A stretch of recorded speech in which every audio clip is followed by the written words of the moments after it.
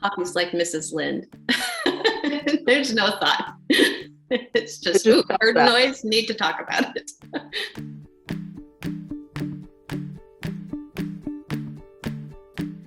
Hi, everyone. Welcome back to Novel Idea. My name is Dia, and today we have a little almost tops and flops kind of game. We are ranking the characters in Anne of Green Gables, just the first book. And we were going to do this for Ellen Montgomery, but it kind of turned into Ellen Montgomery June. And so we have the bottom 6 characters. We took 12 of the characters. There are more than that, but we took 12. And the bottom 6 are on Courtney's channel. So you can pop over there to watch that. We also talk a little bit about the characters that we've chosen. And so it might refresh your memory a little bit to see that. So make sure that you get over there to watch that. Hopefully you've watched it before you've watched this one. And I'm boring her.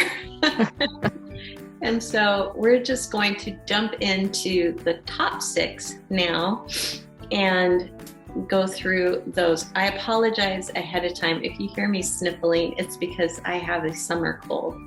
And I think I got it from my husband, even though he's not sick. But he's the only one that's been anywhere. I haven't been anywhere to get a cold. He brought it back. Yeah, he brought it back to me. Brought the germs back.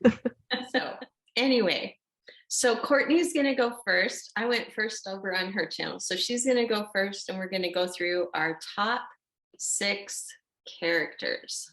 Yes. So in my number 6 place, I have Diana. So Diana Barry, who is Anne's best friend in the story. And I really like Diana. The main thing that I like most about her is how attached she is to Anne. She doesn't ever have a lot of character progression. It doesn't really feel like. She just kind of stays pretty level throughout and is willing to kind of go along with Anne's imaginative behavior. But the lack of kind of change and growth, I think, in her character is what keeps her from being at the very top of my list. So I also have Diana at number 6. And the reason that I put her there is because I feel like her character is very kind of one tone, one dimensional. And it's not that I think that she couldn't have more depth. It's just that we don't hear about it. Courtney and I were talking about different games that we could do. And one of them was to find a quote from a character and give each other the quote and have to figure out what character it's from. And I could find nothing quotable from Diana except for one thing about Josie Pye in Anne of Green Gables. Now, she may have some other things that are a little more quotable in Anne of Avonlea or something like that, but she just feels very one tone. I like the tone, but just very one-dimensional to me. So I agree. And then my number 5, which is very different from Dia, is Mrs. Lind. So Mrs. Lind, mostly for entertainment value. That's mostly the reason that she gets as high up on the list, because she's a very gossipy person. And so that's not necessarily a characteristic that I would want. She's not somebody I would want to know necessarily in real life. But I find her, as far as reading goes, to be very entertaining. She adds tons of drama to the story. Right. It's like when we talk about politics in political fantasy. We love political fantasy. Yes. Do we like politics in real life? No. I have Miss Stacy in number 5. And the reason for that is because kind of what we talked about already when we were introducing her. She is such an encouragement. She has so many moments where she is just like that old saying of teaching children isn't about filling a bucket, it's about lighting a fire. And she manages to light a fire in her school without burning anything down, without ostracizing anyone. She wants everybody to kind of play to their strengths. Also very quick to laugh. And I just really appreciated that about her. And then number 4, so I have Gilbert in my 4th spot. It's difficult, Gilbert in particular, to place just based on Anne of Green Gables. So subconsciously, I'm sure that some of the rest of the series played into this ranking with Gilbert. But I do really like him in this installment. Similarly with, I think, Aunt Josephine, similarly to her, he's kind of a looming figure in a way.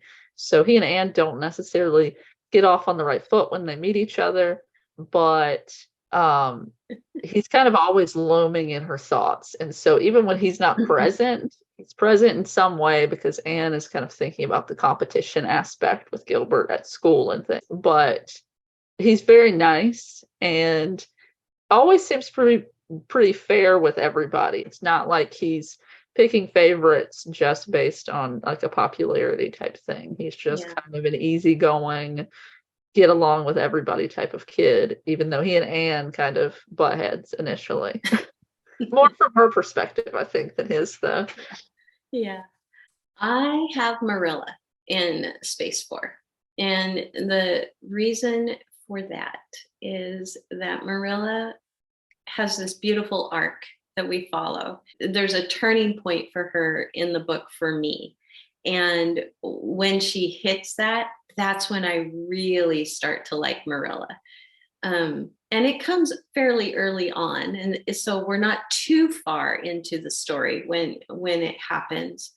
But it's just the reason why she's just placed a little bit lower than my top 3 characters. She was not quite as quick to ask for forgiveness. She was not quite as quick to admit when she was wrong. Just kind of put her a little lower on the scale for me. Yeah, so Marilla is my 3rd one. So I have her as my number 3. And I agree with your thoughts about her. One thing that I did appreciate how that's presented, because clearly Marilla and Matthew had parents who probably treated them as adults from a very young age. But you're right, she kind of shifts, I think, when she realizes, hey, I'm doing what they did, and decides to break that mold, I guess. And the fact that although she doesn't initially want to keep Anne, she does decide that she would rather, keep her than have her go certain other places that she doesn't like, and realizes, that wouldn't be good. I can't just do this to a little girl. Wouldn't give a dog I like to that blue woman. Exactly. So number 3 for me is Gilbert. The reason that I put him at number 3 instead of considerably lower on the list is that even though we don't get a lot of Gilbert, he is Anne's motivation for so many things. And he's this wonderful antagonist in the story without being antagonistic. He is a genuinely nice guy that Gilbert takes a licking and keeps on ticking. that he just, he doesn't completely ever write Anne off of his friend list. He always strives to at least be her friend. And I just find that such a genuinely admirable quality that I put him as number 3. Yeah, he's fantastic. And then my second one is Matthew. So I debated on putting Matthew first. So you probably know who my first one is. But Matthew, there's contention for him to be in first place, definitely. And so so Matthew is the older man who is now one of Anne's guardian. There's also not a lot that he ever says in the story. So a lot of what you get, though, is just his love for Anne through how Anne perceives that. He is very shy of people, and particularly women and girls and children and things. And so the fact that he pretty much immediately meets and loves Anne is just great about his character. He's so quiet and doesn't know what to say. Also, I just find myself relating to Matthew a lot because of like that introverted nature. I just love how he is appreciative of things, even though it's not something he would ever notice. I have Anne as my number 2, and I have her as number 2 because even though she is the protagonist of the story, she's the main person the whole book is named after, the whole series is named after her. It's just the fact that she has this winning way about her, and she has a geniusness about her and stuff, but she holds a grudge like nobody's business. And then on top of that, even when she knows that she's wrong or could be wrong about something, she doesn't try to find how she could be wrong. She doesn't try to see it from a different perspective. She's very much a miniature Marilla.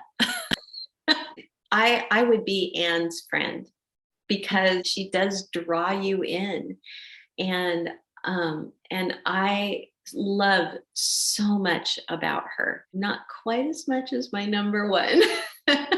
So okay, so now that you've probably guessed who our number 1 picks are, my number 1 is Anne. The thing I like about Anne is, for one, we get her at a very young age. So, and throughout the book, we see her from like 11 to 16. And so we do get to see a lot of growth.